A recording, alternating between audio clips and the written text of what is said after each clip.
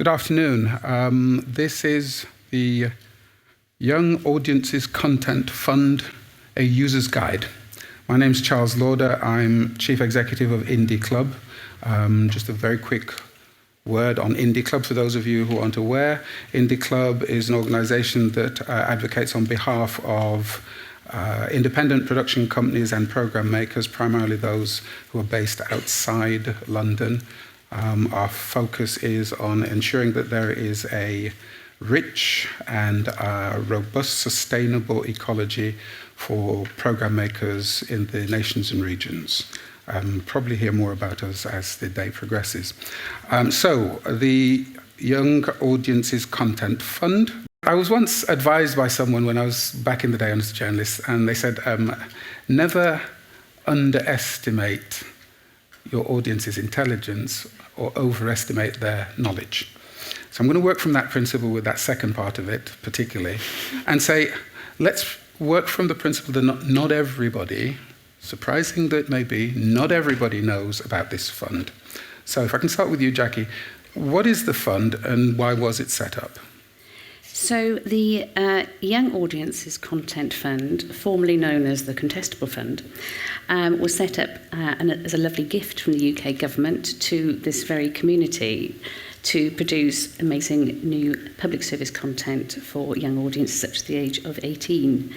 It's a 3-year pilot of an amazing non-recoupable £57 million to support the development and production of all genres of children's content in any technique, as long as they're amazing ideas. It is an absolutely fantastic opportunity to revivify the whole of the production landscape, and it's an amazing thing for this particular community that I've been a part of for a very long time now. More years than I care to mention, Charles. Is that all right? There's no need, is there? No need. But, I can't tell you how pleased and proud and excited I am by this whole endeavour. The fund was talked about for a long time, and it could have been something that went across many genres, but we are very, very lucky as a community to have it for, well, mostly for us, 3 million's gone to audio, but never mind. £57 million is a useful amount of money. And we've got a real endeavour to provide new public service content. So we're looking for shows that really deliver on public service values, extending children's knowledge and understanding of the world, delivering sort of, education and expanding their horizons in terms of art, history, science, whatever it is, and diversity, reflecting our UK audiences' lives and themselves back at themselves. That's a really bad sentence, apologies. But that's the fundamental criteria for productions. The fund itself, we've got a list of priorities, which I would encourage everybody to read the guidelines. They are a right riveting read, I think. We like to, when we're in the office hanging out, we like to describe ourselves as the friendly and flexible fund. It's a pilot scheme for 3 years, and we want everybody to be involved in it. So we've tried to make it as user-friendly as possible, so the guidelines should be clear, the application forms should be user-friendly. We've had nice feedback to that extent. But we want to kind of engage everybody in this endeavour, and you tell us what you're feeling about the feedback, about the sort of nuts and bolts of the fund. But basically, we're looking for great new content that delivers something different for audiences, a different tone of voice. BBC, through no fault of their own, have been dominant in the marketplace for the last 10 to 15 years. This is an opportunity to get different broadcasters' tone of voice. When I was growing up, Saturday morning, I used to have a choice between Swap Shop or Tiswas. I was much more anarchic in those days, and I used to go for Tiswas. But, so it's really diversifying the landscape, and it's going to offer more opportunities for producers in the UK and offer more choice to our young audiences. Okay. So it's a great endeavour. You say it's available to new producers, etc. So who exactly is eligible to apply? And what kind of content are you looking for? If you're a producer or a creator with a fantastic idea and you can apply to the fund through a UK registered limited company. So it's basically UK-based companies, producers, creatives can apply, and any sort of genre. So fact end, drama, sitcoms, game shows, you name it, any genre is applicable. Be led and listen to the commissioner briefings this week, because they will guide you as to kind of what they'll be looking for, because ultimately we will be there to support their choices. Okay. What was the thinking behind, I know that there's a split between development and production, and we'll come to exactly what that means in a moment. Why those two particularly? Well, production, it's very hard to fund children's TV programmes. I don't know if anybody's experienced that at all in this room. We know that, the commercial public service broadcasters, as described this morning in the first session, it's been a hard time for them to contribute as much as they would all like to, I know, to the children's children's business. And it's... I forgot the last part of the question, I'm sorry. Well, it was just that the two... Yes. So supporting production is a really big endeavour, but also we do really see this as an opportunity to really create a cultural change in the children's landscape. And the way you're going to do that, as Uriel was saying, is get new voices through, get different people, new voices. I mean, for a long time, there have been very limited opportunities and very limited players, really.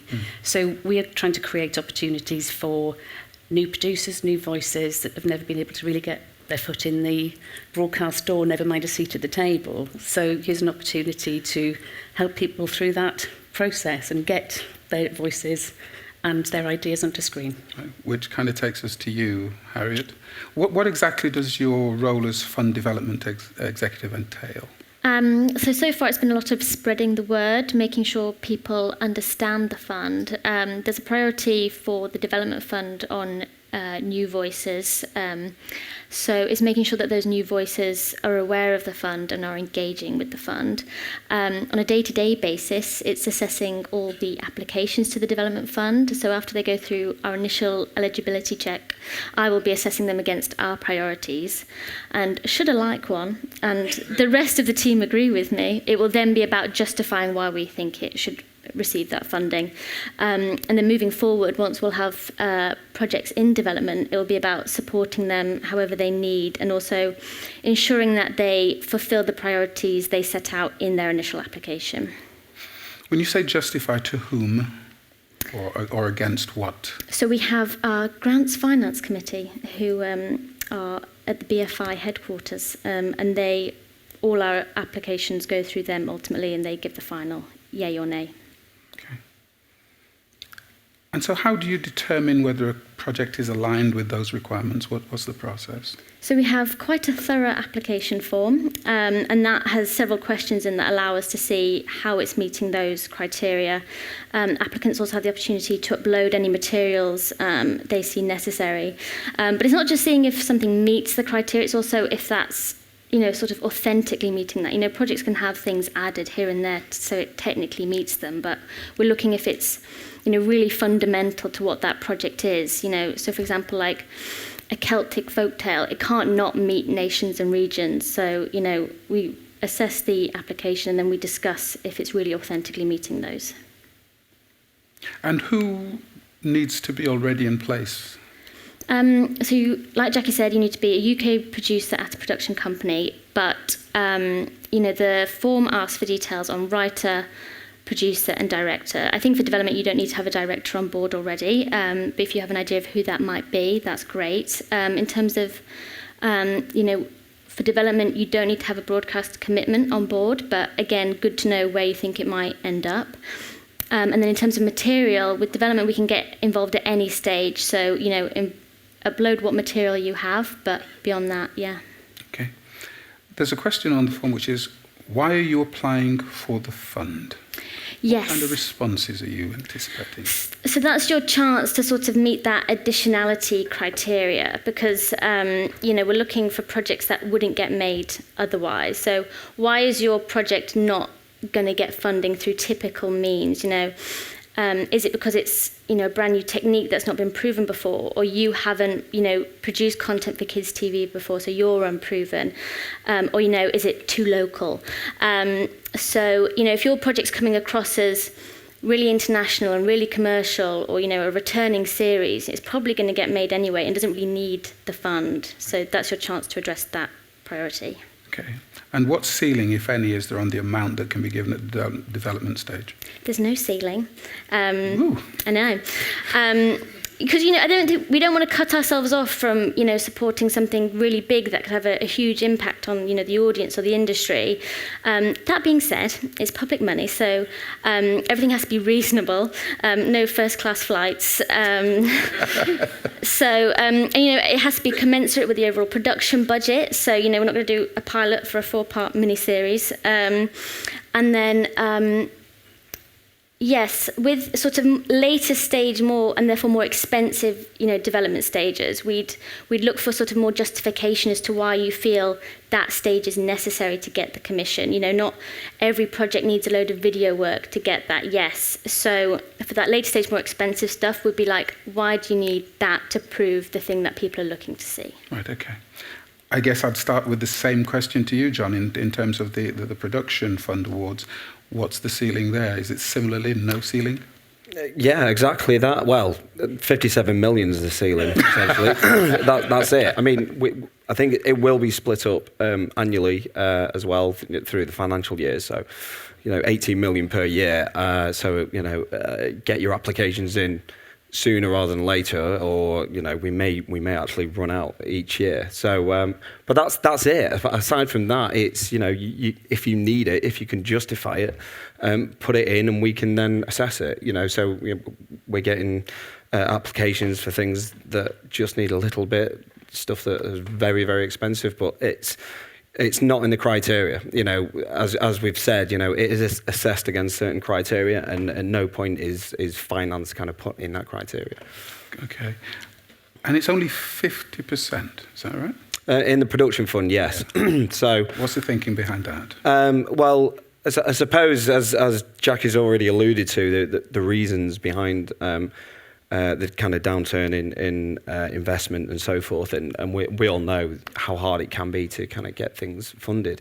So it is to kind of, it can plug that gap. We can get those great commissions made. If you've got to a point where you have nothing left to give away, we don't want anything. It's free money. We don't want any IP. We don't want the money back. It's just trying to get those things over the line. So that you will already have a funding package in place, presumably. Well, yes, you need it to be eligible, and up to 50%. So you could have that from the tax relief and the broadcast license and distribution fees and and pre-sales, you name it. It can be made up from all these different things, and financial revenues that will then kind of we can complement that with our fund.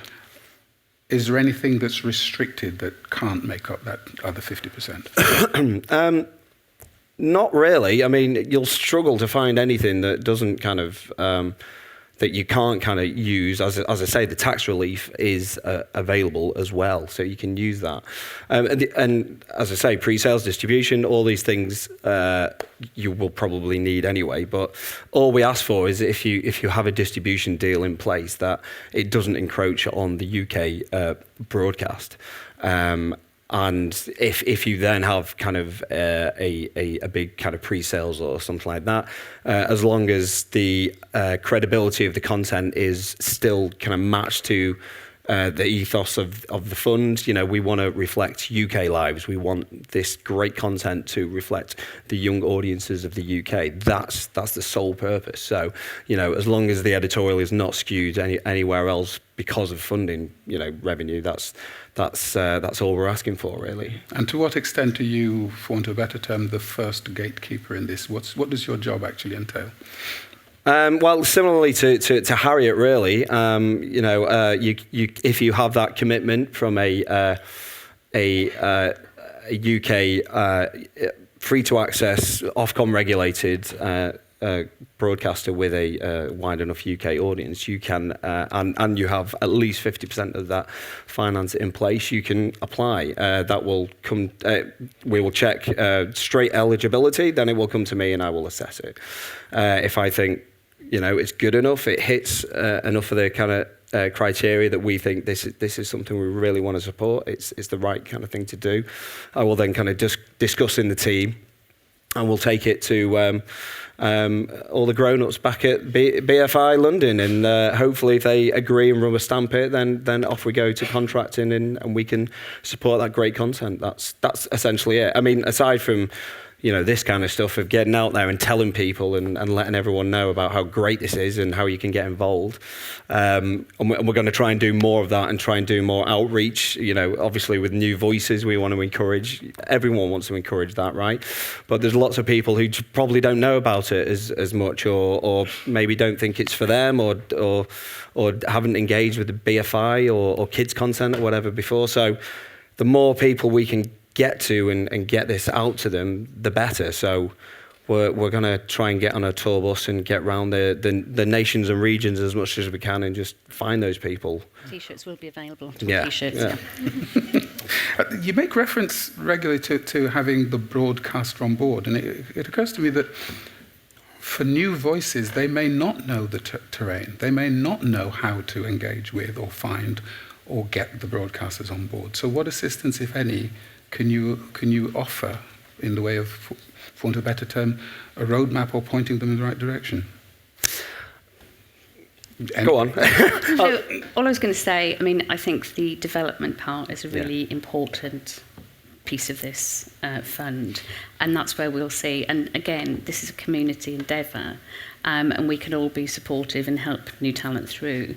But we can offer guidance. We've all had quite a broad and varied experience in production, so we'd encourage people to partner with more experienced people and help them through the process, and we can make introductions to broadcasters and sort of point people in the right direction, help them find the right place to be, because if you're not used to this environment, it can be a minefield, and kind of knowing the right person to talk to about your project is always a challenge, and it's an ever-changing world, as we know.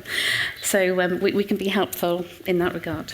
It's obviously our ambition for anything in the development to kind of migrate onto the production funding. So hopefully by the time they get to me, they've had enough kind of nurturing and partnerships and whatnot to feel like they're well protected, and their authenticity will be translated into the production. So yeah, it's on you, Harriet. Yeah. No pressure.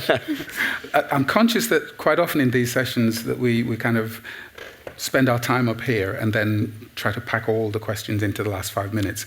I'm seeking to avoid that, so I'm going to ask maybe 2 or 3 more questions here. So if you could all get prepared for your questions to our panel, I'd appreciate that. The first of the following questions: how important is it to have Albert certification? And for those of us who don't know what Albert certification is, who wants to field that one to explain it and then say how important it is to have it? Go on. It's over to you, John. Oh, okay. It's very important. It's to the point where it's compulsory. Because it's really important, right? Sustainability, all these things are very, very important. We need it. We need to reflect that in all walks of life, not just production or kids production. And it's so easy, Albert make it so easy for you. It's all there in black and white. You can have a look at it and do kind of workings out of how it could look, and they're really, really helpful. There's free training that you can all go on as well.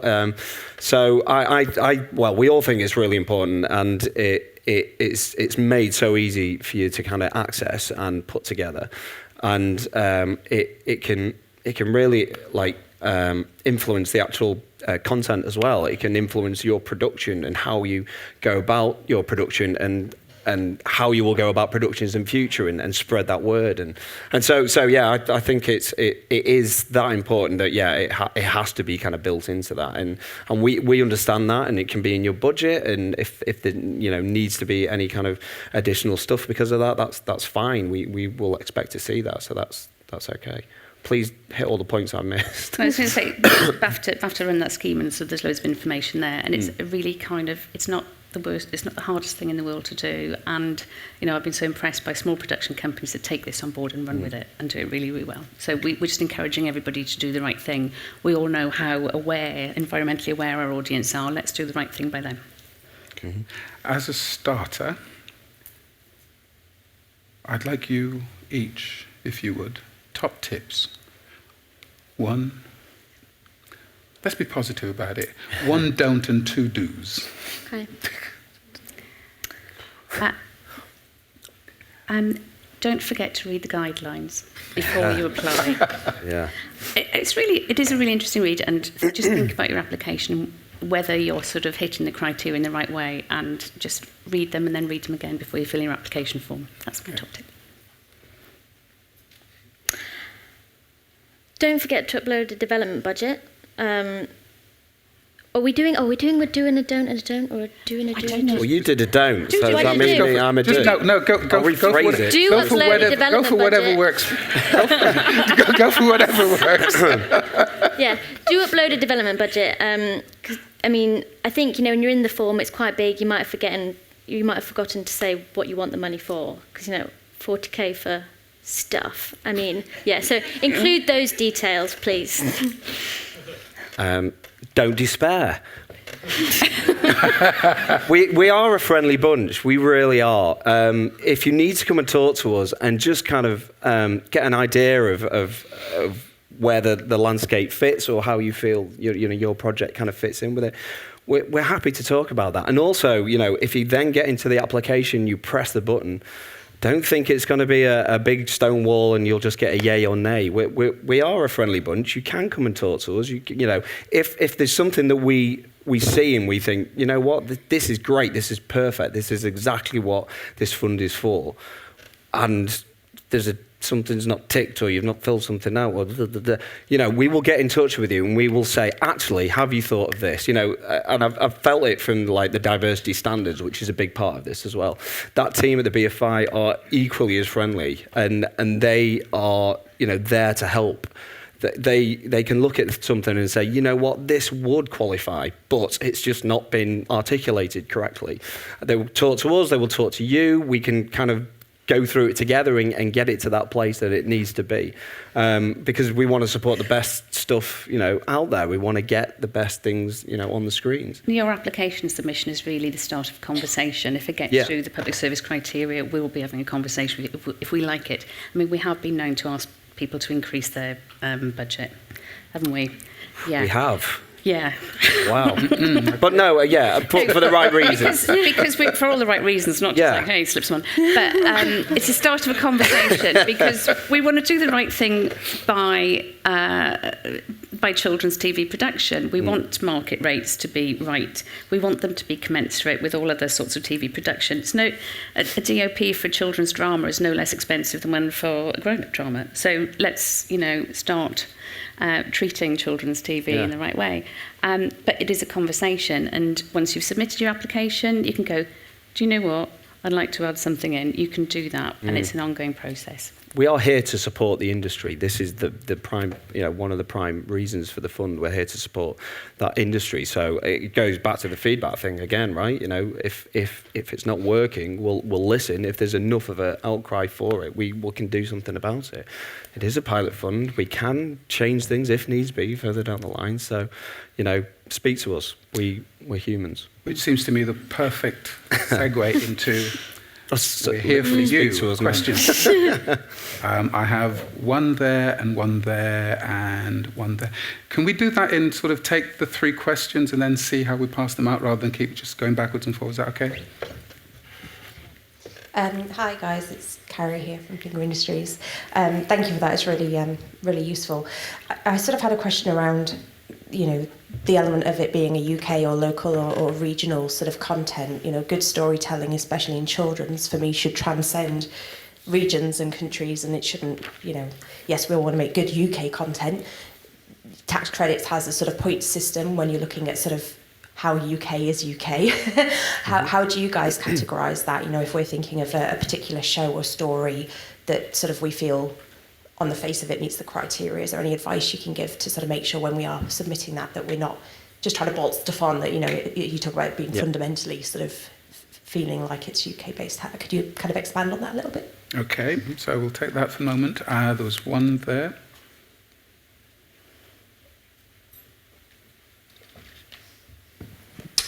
Alex Osborne from 104 Films. I'm just wondering if you have the same diversity targets as the other BFI films, and if you intend to publish the results of those regularly. Okay, and the final one was in the middle there, I think. Hi, Duncan from Plastic Milk. I was just wondering if it's possible to sort of run the development budget past you before we put the form in, just because sort of as an up-and-coming producer, it's some of those industry rates, we might not know all those what they should be. So whether we can get some help with that beforehand, or whether to just submit it and then, if it's successful, then we'll work out the details later. Okay, so development budget, can we run it past you beforehand? Diversity targets, are they the same as for BFI, and will you publish them? And what about transcending regions and countries in terms of it being UK only, or does it include UK and others? Those were the three. Shall I do development? Yeah. Should you apply and we think your budget is off in any way, we'll just tell you. So please just apply. And if we think you need to be paying this person more, or you've asked for too much, if we like the project, we'll just come back to you and talk you through. We have Jill here, our budget queen, and she will just get in contact and talk you through it, and we'll find a way and how we can support you. Okay, the diversity targets. Who's going to field that one? Yeah, the BFI are at the forefront of being an exemplar of diversity standards, and the fund wants to exceed those exemplary standards. We take diversity very seriously. We want authentic representation wherever, in front of the camera, behind the camera.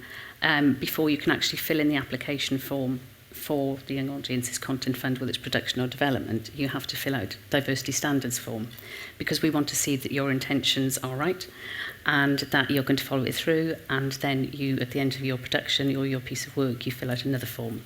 It's important. It's important we reflect our world and our audience properly in all senses, in all forms of diversity, whether it's class, gender, religion, ethnicity, socioeconomic, LGBT. We want to see a good, diverse spread. And you've referenced diversity and authenticity together. Mm-hmm. How confident can you and the BFI be that with its makeup it is best placed to recognise that authenticity, if I can put it that way? I think we look at diversity in sort of an authentic way ourselves, but we are trying to engage as many people from as many backgrounds in this project, and that's why this community is very important as well, because if you think that people that have got great ideas that are underrepresented, you think you can get more people on your crew from underrepresented groups, we should all be doing it. We should all be thinking about it every day, because it's so important. Okay. I think that ties in with the question about the cultural test as well, really. Just because obviously the cultural test is there to kind of hit those kind of marks as well, and the nations and regions thing is basically, again, it's down to authenticity, it's down to new voices, it's down to just kind of hitting those areas that we think people don't necessarily have a voice or much of a voice, or have not been heard much in the past. So hence why we've ring-fenced at least 5% of the entire budget for UK Indigenous language shows. It's important that we do that, because these people may not have had a voice, or felt it's even been harder for them to kind of to get their stuff made. They're just on those fringes. So it is that cultural test, and it is very robust, but it's just to kind of get that authenticity that we all want, that we all know is so important to have at the source of any kind of creative idea, because we know that kind of diversity that we have and can kind of get in the same room together, it just makes that content all the more richer. And I think you're right. I think kids more than anyone, cut through that. They can see when it's not authentic. So, regardless of us, it's what they need and deserve. Some more questions, please. There's a gentleman at the back there, and then one near the front. Someone near the front here. Take that one first, and then the one at the back, please. And then I've got another two towards the back. We're first to get their hands up. So 1, 2. Well, no. 1, 2. Sorry, you're in a bit of a Blind spot. Okay, fine. Yeah, okay, so we'll go 1, 2, and 3, please. So after 1, if the microphone can go to the corner there, and then after 2, if you go over there, we'll wait for the next session, if that's okay. So, Hi, it's Emma from...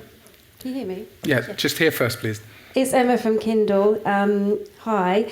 Just a question about scripted. And I just wondered if you could share any further information about Channel 4 and whether their £1 million will stretch to drama. We'll, if that's all right, we'll go with that in a moment. So that's 1. 2 is back there, please. You mentioned different genres. You said something about the outputs, channels, and platforms that you could go out to. What are the limitations on where the end product and what type of if you were to make an interactive film type project that had some sort of level of interactivity that required it to be on an online platform? What are the limitations on that? Okay. Kath from Fettle Animation, hello. Can you just remind us again which channels are eligible and which ones aren't? And a little bit of advice on turnaround times for decision making, how long to plan between putting in your application and when you might get the cash for development and for the production, please. Ooh, Kath. 3 questions, sneak. Whoa. So, which channels turn around and when? That's me just synopsizing. Different genres, limitations where end project, including, for example, online, and scripted, more info on Channel 4 and their 1 million. In any order. The platforms in scope are Ofcom regulated, free to access, public service broadcast platforms that have a significant UK audience reach. Now, so that will be ITV, Channel 4, 5, Alba, and S4C do not have that significant an audience reach, but they are a very important, culturally important platform. BBC is in scope, but not a priority because they've had market dominance. Now, it's including but not excluding others, but we're prioritising those platforms initially through the pilot because it's really important for us to assess the impact that the fund is having. And if we did lots of projects and lots of platforms, it would be much harder to assess it. So that's kind of the rationale behind having a quite limited scope. But again, it's a pilot. So if we don't feel that we are properly addressing market failure, we can look at it again. So on things like that, really great to get your feedback. With regard to platforms, digital platforms, online platforms, so sort of you're thinking probably YouTube, social media, we're not here to fund content specifically for YouTube or Facebook or indeed any of the S4 platforms. We can see that sometimes there'll be a great promotional synergy to be had by putting a little bit somewhere else, but those are our core priority platforms and their services, so catch-up platforms, so something could live on, All 4, for example, or any of the catch-up. Does that help? Okay. Okay. Scripted and info on Channel 4. Is this the initiative for teen content that's been announced you're referring to? Yeah. So that fund, as I understand it, is about short-form content. It's got a special remit. So the conversations we've been having with the genre commissioning editors at Channel 4 are sort of separate from that. So there's a potential there and sort of in more usual channels. Okay. And the money, when do you get it? And what kind of turnaround? Really, really quite important questions, even though you sneak them in.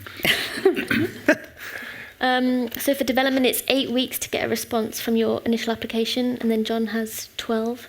Yes. You said that was spite then. I'm not annoyed. And then from that point, I think it's 3 months to get a contract. Mm-hmm. Looking at you, Hisham. Yes, so 3 months from offer to get the contract in place. Or is it? Oh, do you get longer for that as well? Yeah, he does. He's He nodding gets 6. smugly. Yeah. But again, the contact after the 8 weeks or the 12, it can be just contact, just saying, you know, we actually need to kind of do this or do that, or we're missing this, you know. So it can just start that kind of conversation off like within that time frame. Can I just say though that, you know, we are box fresh as a unit, so our aspiration would be to speed things up, because the pilot is actually a very short pilot. Yeah. So we want to be expediting things through development or production, or hopefully from development to production and on screen at a very quick turnover. So we are going to do best endeavours to be as quick as we can going forward. They're the max time. The max. Yeah, and I don't think we've got too close to the max times yet, right? And we've been out kind of doing this kind of stuff and stopping us doing the day jobs. We made our first awards after 6 weeks of the doors being open. Yeah. So, Okay. yeah. Some more questions. Okay, there's a cluster of 3 questions there. Let's take those all together, please. Hello, it's Jesse from Wildseed.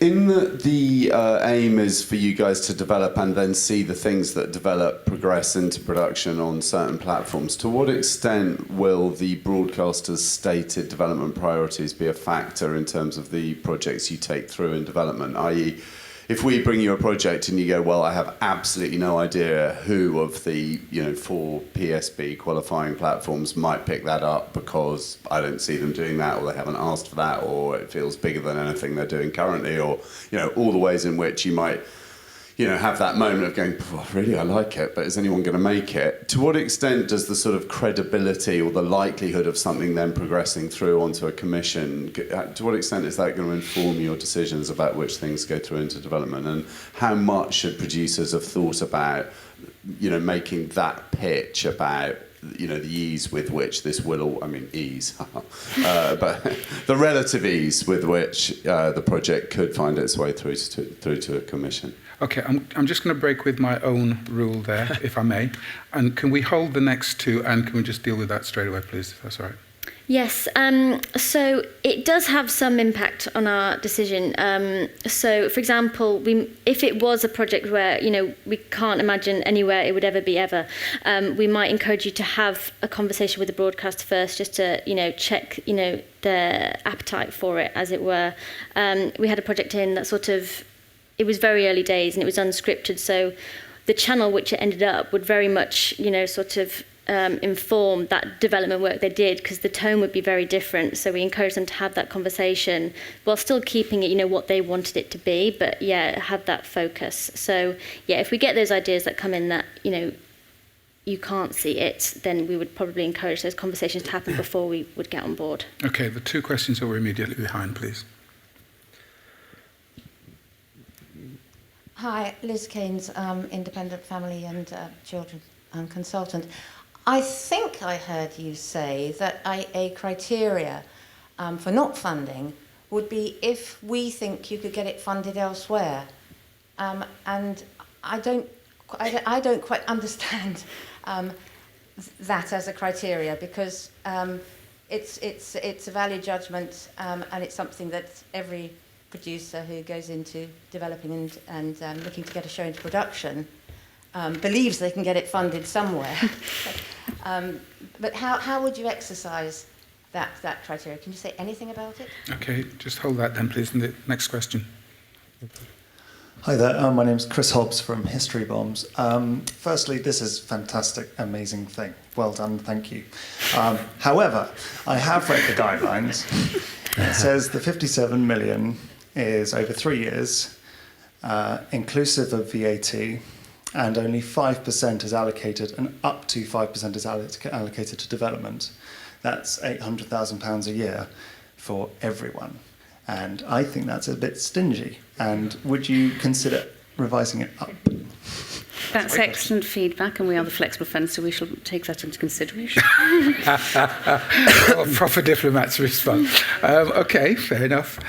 So that's that done straight away. The criterion for not funding if you could get elsewhere. Yeah, I think this is mainly to do with if we think this is a quite a commercial idea, in as much as it may not have the public service that we're looking for. So if it's something that could really transcend internationally and have sales connected to it that could not necessarily reflect that UK audience, it could take away from that. So that's the reason behind it. It's as long as we think it's got that public service, it is purely for the UK young audience. That's kind of what we want to kind of protect. And it also kind of it's kind of encouraging risk taking. We kind of touched on it as well. You know, part of the criteria is innovation. We want to see things that we may have not seen before. You know, something that is really, you know, could be risky and seen as like, you know, we might not want to kind of fund this because I can't see how I'd make my money back on it.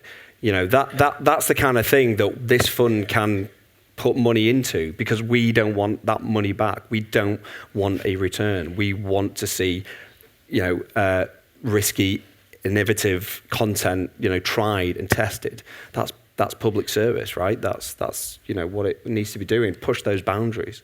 Yeah. So it's around that, and that's how we're kind of assessing it, and that's the kind of reason that it's there. Okay, we're about to come to a close. I yeah, can see. So something else. Just a couple of questions, if I may. Is it really pressing? Because if so, do it, please. Well, I was just going to say, you know, if we think that, you know, your show has an international sales potential and you've not actually gone to look for those pre-sales and tested the market and just gone, I tell you what, I won't bother going to MIP this year, I'll just go and get 50%. It's just that we don't want producers to lose that fantastic gift they have in this country of getting money in unexpected places and getting great pre-sales in place. Okay. Don't lose that knack. I hope the pilot, there's something after the pilot, just in case it's not, don't lose that skill. And that's part of thinking, in addition to what John was just saying.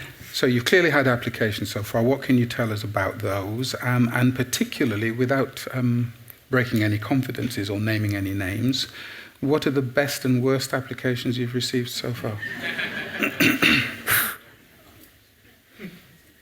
Who's going first on that one?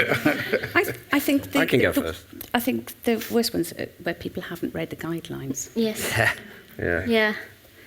Well, for me, frustrating. For me, part of the reason for asking the question is, particularly with my sort of indie club hat on, is how widespread in terms of the different nations and regions have the applications been so far, and is there any particular area where you kind of think we were really hoping something would come from there, and nothing's happened yet? Personally, I've been really impressed by the spread of projects we've had from all around the country in all sorts of different genres. Age groups. The age groups in relation to different broadcasters. It's been so impressive and so early into the lifetime of this project. So more of that, please. Yeah, and the best. It was just one who'd really taken their time with the application form, really thought through each question and answered it really thoroughly. And they said, you know, it also made them think about their project in a deeper way that they hadn't considered before. You know, and you could sort of see the impact that it could have, well, hopefully will have, and yeah, just why the project was needed now, I think. And yeah, they couldn't have done it without us. So yeah, that was the best that I've had. Yeah, it has been very, very varied. I think, you know, this is kind of relating back to what I was saying about we just don't assess it on how much money they're asking for or the percentage, as long as it kind of fits with, you know, it's 50% or less. We've had things that are, you know, quite minuscule in budget, but again, the creative, the idea, the concept, and what they're trying to achieve is perfect for the fund, exactly what we're looking for. And we've also had like, you know, quite big inflated, well, not inflated, but like just like huge budget kind of stuff, like with big weight behind it. But again, I'm just assessing it exactly the same way. You know, is it doing these things? Is it the right thing that we should be funding? And you know, that's all we can do. It's basically on those things. I mean, the do's and don'ts are kind of varied, but it can be. And it kind of goes back to, again, you know, we're open, we can talk about it. You know, you can kind of see some applications that it's been thrown in. But, you know, if the idea is correct, is right, is something we just think is the best thing that we should be supporting, we'll open that dialogue. We'll get it done. But yeah, spend as much time on this as you do on the creative. It's equally as important. You know, get your finance plans together, get your budgets in, your schedules in, make sure they're airtight, and anything extra we can obviously kind of slot in. So don't despair if they're not quite. Okay, quick 30 seconds from each of you, please. What is it about your job that makes you glad to get up in the morning? I'll go. Should I go first? It's the same thing that has been getting me up in the morning throughout my entire career. Really, I feel very privileged for the job that I do and the industry that I work in.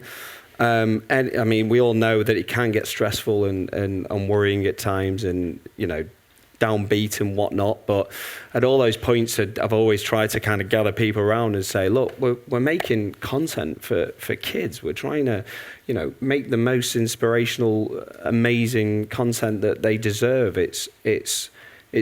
It's fun, right? It should be fun. It should be fun. So make it fun. So yeah, okay. I've still got that feeling now that I had when I first started. I think for me, it's just knowing that, you know, should the perfect project come through the door, you know, no matter what it is, we can say yes. So yeah, no matter what it is, if we believe it's something that kids, you know, deserve to see or even need to see, we can support it in some way. So yeah, getting to say yes is quite nice. And when I wake up in the morning, it's, as John used the right word, it's a privilege. As you kindly pointed out, Charles, I've been working in this business for quite a long time. Thanks for that. But, you know, I've got such a feeling of optimism. Payback on the way. Oh, yes. I think this pilot presents such a great opportunity for our industry to make a really great cultural change and create a bigger public conversation about the importance of children's television in their lives. It can nourish as well as entertain. It can inspire and inform the rest of their lives. And for us to be part of that initiative as a community is just such a privilege, and that positivity gets me up in the morning. And you know, my knees aren't what they were, so it's tricky sometimes. But and I will say again, I want everybody to think of this as a community project. Please get engaged in whatever way you feel you can. Apply. We need to show that this fund is needed, that people want it, that they want to interact with it. If you don't want to apply, but you can actually mentor a younger producer, a younger creator, you can help them through the application process, you can help them through the development process. Do that. Tell your friends, talk to your families who are not involved in this industry, because... Yeah, sorry. Okay, thank you. That's way past 30 seconds, and that red light's now actually screaming at me. So, okay, could you please clear the room quickly and safely after you have said a wonderful thank you to our panel?